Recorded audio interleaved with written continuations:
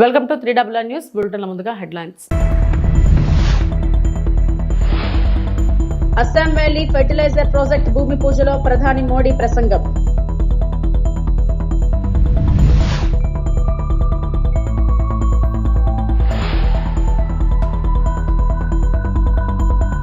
ఆధునిక పరిశోధనల కేంద్రంగా Amaravati quantum valley CM Chandrababu.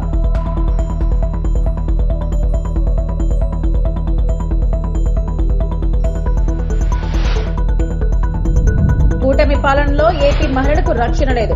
రాష్ట్రం అత్యాచార ఆంధ్రప్రదేశ్ గా మారింది. Kakani Pujitha. Assam valley fertiliser and chemical company limited ammonia urea project భూమి పూజ కార్యక్రమంలో ప్రధానమంత్రి నరేంద్ర మోడీ మాట్లాడుతూ భారత రైతులు ప్రతి బ్యాగ్ ను సరసమైన ధరకు పొందేలా ప్రభుత్వం భారీ సబ్సిడీల ద్వారా యూరియా యొక్క అధిక ప్రపంచ ధరను ఎలా గ్రహిస్తుందో హైలైట్ చేశారు. ప్రధానమంత్రి రైతులను ఎరువులను వివేకవంతంగా ఉపయోగించాలని మరియు స్థిరమైన వ్యవసాయం కోసం నేల ఆరోగ్యాన్ని మరియు భూమి తల్లిని రక్షించడం యొక్క ప్రాముఖ్యతను నొక్కి చెప్పారు.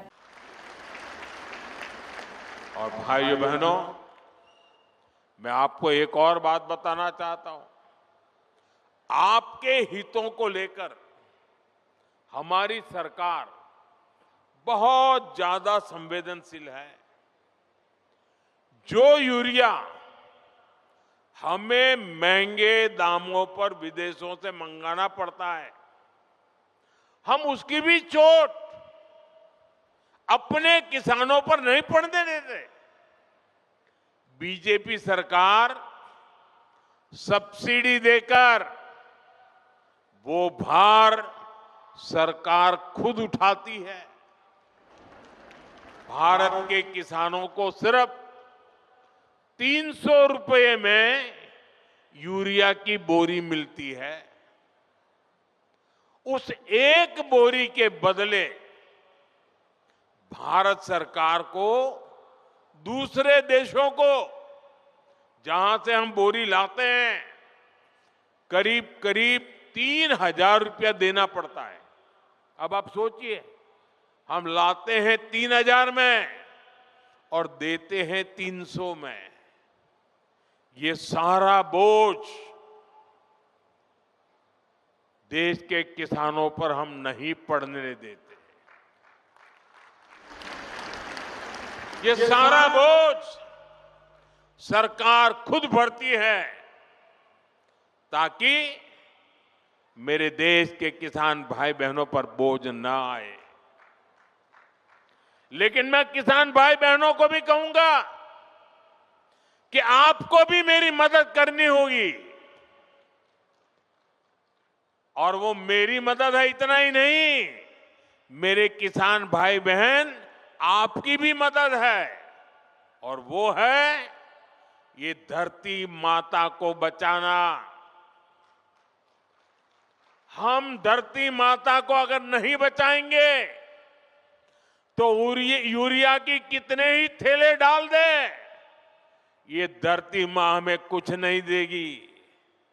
और इसलिए जैसे शरीर में बीमारी हो जाए तो दवाई भी हिसाब से लेनी पड़ती है. 2 गोली की जरूरत है, 4 गोली खा लें तो शरीर को फायदा नहीं, नुकसान हो जाता है. वैसा ही ये धरती मां को भी अगर हम जरूरत से ज्यादा, पड़ोस वाला ज्यादा बोरी डालता है इसलिए मैं भी बोरी डाल दूं, इस प्रकार से अगर करते रहेंगे तो ये धरती मां हमसे रूठ जाएगी.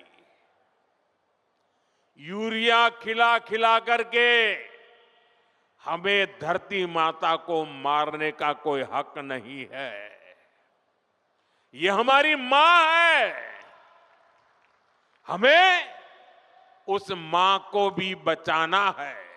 ప్రస్తుతం అందరూ క్వాంటమ్ టెక్నాలజీ గురించి ఆలోచిస్తున్నారని ఏపీ సీఎం చంద్రబాబు అన్నారు. ఆధునిక పరిశోధనల కేంద్రంగా అమరావతి క్వాంటమ్ వ్యాలీ ఉంటుందని చెప్పారు. వేలాది టెక్ విద్యార్థులతో ఆన్లైన్లో క్వాంటమ్ టెక్ నిర్వహించిన సందర్భంగా ముఖ్యమంత్రి మాట్లాడారు. కొన్ని రంగాల్లోని క్వాంటమ్ కంప్యూటింగ్ పనిచేయబోతుందన్నారు. క్యూబిక్ వైసర్ సంస్థలతో కలిసి ఈ కార్యక్రమాన్ని ఏర్పాటు చేశారు. Years back, I have given my vision for IT Today I am given for my vision for quantum computing and deep technologies. Now I wanted to give some PowerPoint presentation so that always if you talk, retention or immediate catching, all these things will be less. If you see it is a belief, it will be more effective. That is where I started globally PowerPoint presentations around 1995. Now 30 years are over. Today so many students are here. I wanted to make to realize what is future. If you see here, we are all talking Silicon Valley. Anybody will have any new ideas, will go to Silicon Valley. That is a matured mechanism for mentoring, venture capital and launching the company. That is how everybody is going to Silicon Valley for launching and also their future. Now I am talking Quantum Valley. This is where Silicon Valley to Quantum Valley. Now anybody wanted to launch any knowledge companies or any technologies, they have to come to Amaravati. It is going to happen. That is how we are going to build in future. Now we are having Government of India under Honorable Prime Minister's vision, Vikasit Bharat. In Vikasit Bharat, I don't have any doubt about it. India will become number one. If not by any chance, by default we will be number two. There is no problem at all. But every citizen of India has to plan to become number one, and also past glory we have to achieve. Now we are pioneer. 160 gigawatts green energy we are going to contribute from Andhra Pradesh. No other state is capable. Our Honorable Prime Minister is asking 500 gigawatts. In that 160 are from Andhra Pradesh. So this is the big picture. This is the vision. I am giving all of you 2047 Vikasit Bharat. India will be number one. Indians globally will be number one. And also Andhra Pradesh will be a torch bearer, or otherwise we will lead the momentum. And also our per capita income is 55 lakhs by 2047. Telugu community all over the world will be number one. Influential community, and also very, very wealth creators globally. It is going to happen another 22 years' time. కూటమి ప్రభుత్వం అధికారంలోకి వచ్చాక ఏపీని అత్యాచార ఆంధ్రప్రదేశ్గా మార్చారని వైఎస్ఆర్సీపీ మహిళా విభాగం రాష్ట్ర working president Kakani పూజిత మండిపడ్డారు. నగరంలోని వైఎస్ఆర్ జిల్లా కార్యాలయంలో సోమవారం ఆమె మీడియా సమావేశం నిర్వహించారు. 18 నెలల కూటమి పాలనలో మహిళలకు రక్షణ లేకుండా పోయిందని ఆందోళన వ్యక్తం చేశారు. సీఎం తనయుడు లోకేష్ ప్రాతినిధ్యం వహిస్తున్న మంగళగిరిలో 13 ఏళ్ల బాలికపై 4 లైంగిక దాడికి పాల్పడడం కిరాతకమని ఆగ్రహం వ్యక్తం చేశారు.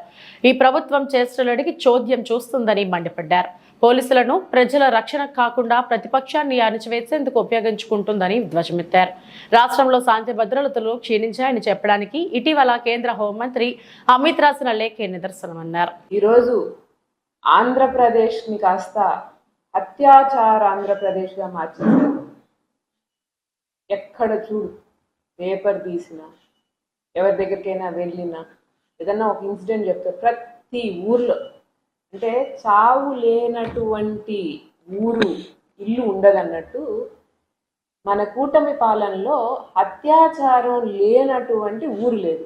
ప్రతి ఊర్లో ప్రతిరోజు ఎవరో ఒకరు ఏదో ఒక రకంగా బాధింపబడుతున్నారు, ఇబ్బందులు పడుతున్నారు. ఆడవాళ్ళు అఘాయిత్యాలైతే ఏమి, లైంగిక వేధింపులైతే ఏమి, ఒకటి కాదు, రోజు మాట్లాడుకుంటున్నాను, దీని నుంచి రోజు చూస్తున్నాం. కూటమి ప్రభుత్వ పాలన మొదలైనప్పటి నుంచి 3 నెలల కాలంలోనే ఎన్ని కేసులు, దాని గురించి ఏమన్నా పట్టించుకుంటున్నారంటే ఏమీ లేదు. శాంతి భద్రతల్ని గాలికి వదిలేశారు ఈ ప్రభుత్వం. ఎంతసేపు గవర్నమెంట్ మీద యాంటీ రాకూడదనేటువంటి ధ్యాస తప్ప ప్రభుత్వానికి పనిచేస్తున్నారా పోలీసులు, ప్రజల కోసం పనిచేస్తున్నారా? నాకు తెలియగలుగుతాను. పోలీస్ డిపార్ట్మెంట్ ఎందుకు ఉన్నట్టు? ప్రభుత్వాని కోసం, లేకపోతే ప్రతిపక్షానికి వ్యతిరేకంగా పనిచేయడానికా, లేకపోతే ప్రజల కష్టాలు అడ్రస్ చేయడానికి పోలీస్ డిపార్ట్మెంట్ ఉన్నట్ట? ఒక పక్క మా ప్రభుత్వం, జగనన్న ప్రభుత్వం మహిళల కోసం ఎటువంటి శాంతి భద్రతలు ఏమీ ఇబ్బంది లేకుండా ఎన్నో యాప్లు తీసుకొచ్చాము. ఎంతో చక్కగా జరిగింది. ఆ రోజు మహిళలకి భద్రత అనేది ఏర్పడగలిగాము. మహిళల మీద ఎవరైనా కన్ను వేస్తే వాళ్ళ తోలు చేస్తారు అన్నంత భయం ఉండింది. ఈరోజు చూస్తే ఏముంది? మేమేమన్నా చేసుకోవచ్చు. సాక్షాత్తు మంత్రులకు సంబంధించిన వాళ్ళే ఎటు పడితే అటు బిహేవ్ చేస్తున్నప్పుడు మమ్మల్ని మాత్రం ఏం చేస్తారు ఎవరైనా అనేటువంటి ధోరణికి వెళ్ళిపోయారు జనాలు కూడా. ఎందుకంటే మనం అనుకుంటాం జగనన్న చేతల ముఖ్యమంత్రి, ఆయన చెప్పింది చేశారు, మహిళలకి రక్షణ కల్పించారు. అదే చంద్రబాబు నాయుడు గారు మాత్రం మాటల ముఖ్యమంత్రి.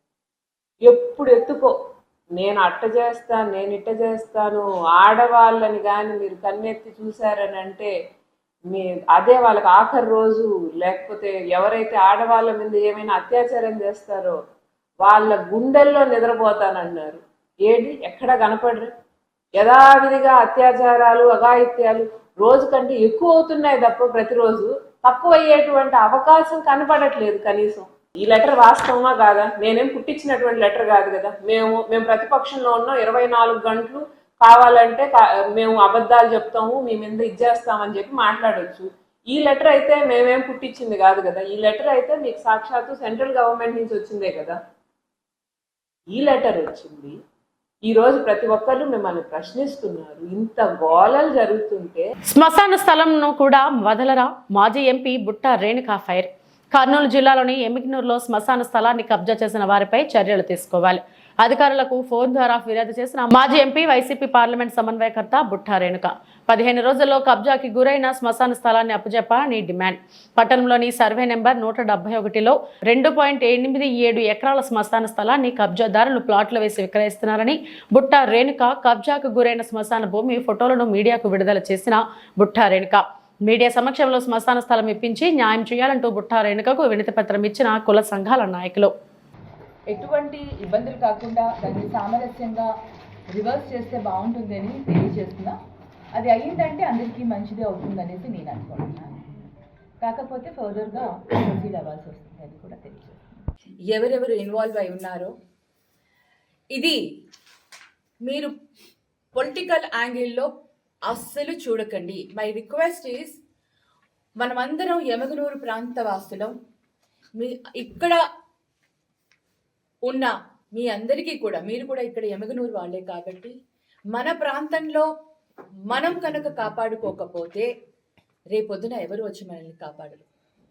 సో అందుకని మన ప్రాపర్టీస్ని, మన వ్యవస్థల్ని మనం కాపాడుకోవాల్సిన బాధ్యత ఉంది. కాబట్టి ఈరోజు ఈ బాధ్యతని నేను స్వీకరిస్తూ, ఎవరికి నష్టం చేయాలన్న ఉద్దేశం కాదు, ఎవరి ఇమేజ్ని డ్యామేజ్ చేయాలన్న ఉద్దేశం అస్సలు కాదు.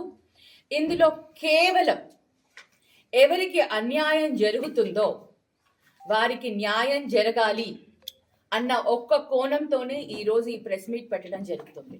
అలాగే ఎవరైతే అధికారులు ఇందులో ఉన్నారో దీన్ని సరిదిద్దుకోమని ఆ అధికారులకి 15 days విన్నవిస్తున్నాము. ఈ 15 రోజుల్లో కనుక ఇది కనుక కాకపోతే, వాళ్ళు కనుక ఎటువంటి యాక్షన్ తీసుకోకపోతే, తర్వాత ఫర్దర్ యాక్షన్ అనేది ఫర్దర్ స్టెప్స్ అనేది మేము తీసుకోవాల్సి వస్తుంది. ఎందుకంటే న్యాయం చేయాలి అంటే కొన్ని అడుగులు ముందుకు వేయాలి. అది తప్పదు. 1960 నుంచి ఇది ఒక శ్మశాన వాటిక కింద కొన్ని కమ్యూనిటీస్కి ఇవ్వడం జరిగింది. ఇప్పుడు దాన్ని ఎంక్రోచ్ చేయడమే కాకుండా రిజిస్ట్రేషన్ కూడా చేసుకోవడం జరిగింది. అది మనం ఆన్లైన్ చూసుకుంటే అది ఇప్పటికీ కూడా గవర్నమెంట్ డ్రై ల్యాండ్ కింద కనిపిస్తుంది. కానీ ఆల్రెడీ పేపర్స్ అండ్ డాక్యుమెంటేషన్స్ తయారైపోయి వాటిపైన నారా దండోరా సినిమా ఈ నెల 25న విడుదల కాబోతుంది. ఈ సినిమా ప్రీ రిలీజ్ ఈవెంట్ లో నటుడు శివాజీ మాట్లాడుతూ అమ్మాయిలు హీరోయిన్ల డ్రెస్సింగ్ గురించి ఆయన సంచలన వ్యాఖ్యలు చేశారు. గ్లామర్ పేరుతో హద్దులు దాటొద్దని సూచిస్తూ మీ అందం చీరలోనో మీ అందం నిండుగా కప్పుకునే బట్టల్లోనో ఉంటది, తప్పితే మనలో ఉండే సామాన్లు కనపడే దాంట్లో ఉండదు అని అన్నారు. ఇంకో విషయం చెబుతున్నా, అమ్మాయిలు ముఖ్యంగా హీరోయిన్లు ఏ బట్టలు పడితే అవి వేసుకుని పోతే మనమే దరిద్రం అనిపించాల్సి వస్తుందమ్మా, ఏమనుకోవద్దు. హీరోయిన్లందరూ మీరు ఏమనుకున్నా మనకు పోయేదేమీ లేదు, లాగి పీకుతాం మనం, అది వేరే విషయం. కానీ మీ అందం చీరలోనో మీ అందం నిండుగా కప్పుకునే బట్టల్లోనో ఉంటుంది, తప్పితే సామాను కనపడే దాంట్లో ఉండదమ్మా అని అన్నారు. ప్రపంచ వేదికల మీద కూడా చీర కట్టుకున్న వారికే విశ్వసుందరి కిరీటాలు వచ్చాయని పేర్కొన్నారు. దయచేసి ఇంకో విషయం చెబుతున్నా, అమ్మాయిలు హీరోయిన్లు ఏ బట్టలు పెడితే వేసుకొని పోతే మనమే దరిద్రం అనుభవించాల్సి వస్తమ్మా. ఏమనుకోవద్దు, హీరోయిన్లు అందరూ మీరు అనుకున్నా నాకు పోయేది లేదు, లాగి పీకుతాం మనం, అది వేరే విషయం. కానీ మీ అందం చీరలోనో మీ అందం నిండుగా కప్పుకునే బట్టల్లోనే ఉంటుంది, తప్పితే సామాను కనపడే దాంట్లో ఏముండదమ్మా.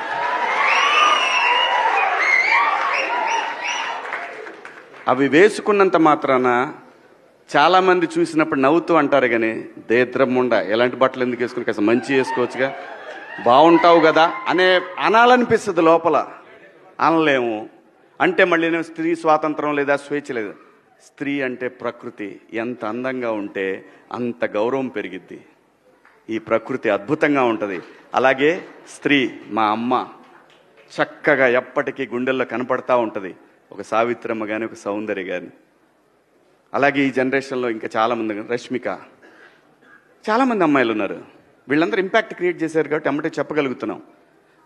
గ్లామర్ అనేది ఒక దశ వరకే ఉండాలా, ఇంతవరకు ఉంటే పర్లా, అది ఇక్కడికి రాకూడదు.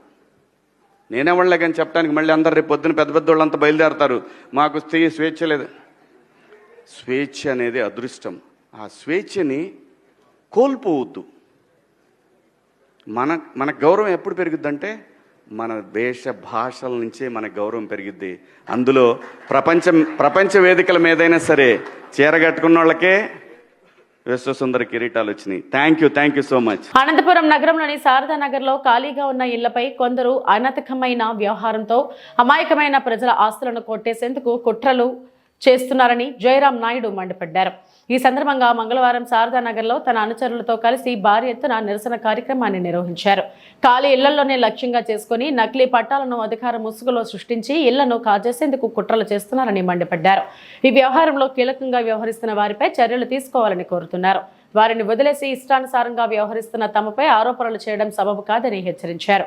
ఈ అంశానికి సంబంధించి ఇప్పటికే సంబంధిత అధికారులను వినతి పత్రం అందించడం జరిగిందని, అయితే వాటిపై చర్యలు తీసుకోకుండా కొన్ని పత్రికలు తమపైన ఆరోపణలు చేస్తున్నాయని, ఇది చాలా బాధాకరమని ఆయన మండిపడ్డారు. సాఫ్ట్వేర్ ఇంజనీర్లుగా, డాక్టర్లుగా అమెరికాలోనో, లండన్లోనో, లేకుంటే బెంగళూరులోనో, హైదరాబాద్లో చాలామంది పిల్లలు సెటిల్ అయినారు. ఆ పిల్లలు సెటిల్ అయిన వల్ల వాళ్ళ తల్లిదండ్రులు ముసలోళ్ళు అయ్యో, లేకుంటే చనిపోయో, ఇంటిని బాడీకి ఇచ్చో, లేకుంటే ఇంటి బీగాలు వేసుకొని పోతున్నారు అందరూ. దాన్ని అదునుగా చూసుకొని ఈ అనంతపురం నగరంలో కొంతమంది కబ్జాదారులు, అధికార పక్షం వాళ్ళు కావచ్చు, అధికార పక్షాన్ని ముసుగులో పెట్టుకొని కబ్జాదారులు కావచ్చు, ఎవరైనా కూడా వాళ్ళని వెతికి పట్టుకొని శిక్షించాలా. మేము చాలా దూరం మేమే రిప్రజెంటేషన్ ఇచ్చినాం. శారదానగర్లో ఇట్లా కబ్జాలు గురవుతున్నాయి, మీరు పట్టుకోండి అని రిప్రజెంటేషన్ ఇస్తే అధికారుల సచివాలయంలో రిప్రజెంటేషన్ ఇచ్చినాం, మున్సిపాలిటీలో రిప్రజెంటేషన్ ఇచ్చాం. వాళ్ళు మున్సిపాలిటీలో ఏం చేశారు, వాళ్ళ పేపర్లని మ్యానిపులేషన్ చేసి వాళ్ళ పేపర్లను మ్యానిపులేషన్ చేసి వాళ్ళ లీగలైట్స్ వీళ్ళే లీగలైట్స్ అని ఫోర్జరీ డాక్యుమెంట్స్ క్రియేట్ చేసి రిజిస్టర్ చేసుకున్నారు. మేము చాలా దూరం చెప్పినాం మున్సిపాలిటీలో, ఎందుకు మన సచివాలయం 42వ డివిజన్లో సచివాలయంలో ఉండే వీఆర్ఓగా అని చెప్పి ఎందుకు చేస్తున్నారమ్మా అంటే మాకు ప్రెజర్స్ ఉన్నాయి. ఎవరితో ప్రెజర్స్ అంటే ఎవరెవరో పేర్లు చెప్తారు, అధికార పార్టీ వాళ్ళ పేర్లే చెప్తున్నారు, వాళ్ళని ఎవరో పట్టుకోండి. అంతేగాని ఏదో కొంతమంది పేపర్లనే ఈనాడు పేపర్ కానీ ఈ విధంగా ఉంటుందని నేను ఊహించలే. ఓ నెల 2 నెలల కిందట చెప్పినాము, మీరు ఇట్లా రాస్తున్నారయ్యా, మీరు ఇండైరెక్ట్గా రాస్తున్నారు, మంచిది కాదు పద్ధతి అంటే. ఈరోజు డైరెక్ట్గా రాసినారు స్థానిక కార్పొరేటర్ భర్త అని.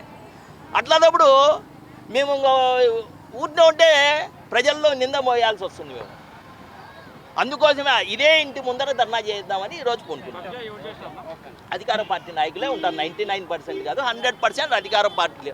తెలుగుదేశం పార్టీ వాళ్ళే కబ్జా అదే దీంట్లో తెలుగుదేశం పార్టీలో కొంతమంది నాయకులకి ఇంతకుముందు సీట్ రాలేదని, తెలుగుదేశం పార్టీ సీట్ రాలేదని. సీట్ రాకుండా మేమేం చేయం? జయరాం నాయుడు చెప్తే చంద్రబాబు నాయుడు సీట్ ఇస్తాడా? నేనే వైసీపీ నుండి ఈ పార్టీలోకి వచ్చిన, నేను చెప్తే సీట్ ఇస్తారా? మేమంతా అధికార పక్షానికి చేసినాం, చంద్రబాబు నాయుడు కోసం చేసినాం, పని చేసినాం, ఎలక్షన్స్లో పని చేసినాం, అక్రమ కేసులు బనాయించుకున్నాం, పని చేసినాం. మేమేం చేయాలా? అధికార పార్టీ వాళ్ళు ప్రతిపక్ష పార్టీ వాళ్ళు ఇద్దరూ కలిసి కుమ్మక్కయ్యి మా ఇట్లా వాళ్ళని ఇరికి బలిపశువులు చేస్తున్నారు.